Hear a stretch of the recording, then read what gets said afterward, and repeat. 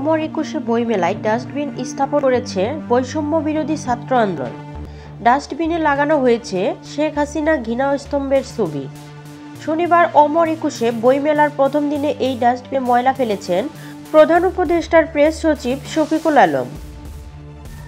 শফিকুল আলম তার verified Facebook পেজে এই ডাস্টবিনের 5টি ছবি পোস্ট করে লিখেছেন, শনিবার বাংলাদেশ একাডেমি একুশে বইমেলার প্রথম দিনে বিনে জঙ্গল নিক্ষেপ। তাছাড়া এদিকে বৈষম্য বিরোধী ছাত্র আন্দোলন তার আর্টিফিশিয়াল ফেসবুক পেজে এই ডাস্টবিনের একটি ছবি পোস্ট করে জানিয়েছে, আজ থেকে শুরু হয়েছে মাসব্যাপী অমর একুশে বইমেলা 2025। বইমেলায় এলে আপনারা আপনাদের হাতের অপ্রয়োজনীয় ময়লা আবর্জনা ডাস্টবিনে নিক্ষেপ করবেন।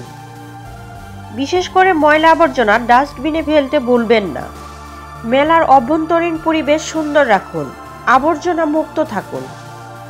প্রিয় দর্শক, এতক্ষণ সাথে থাকার জন্য ধন্যবাদ। এরকম আরো নিত্য নতুন সংবাদ পেতে আমাদের ওয়াইটিভি নিউজ চ্যানেলটি সাবস্ক্রাইব করুন এবং আপনাদের ভালো লাগলে লাইক, কমেন্ট, শেয়ার করে পাশেই থাকুন।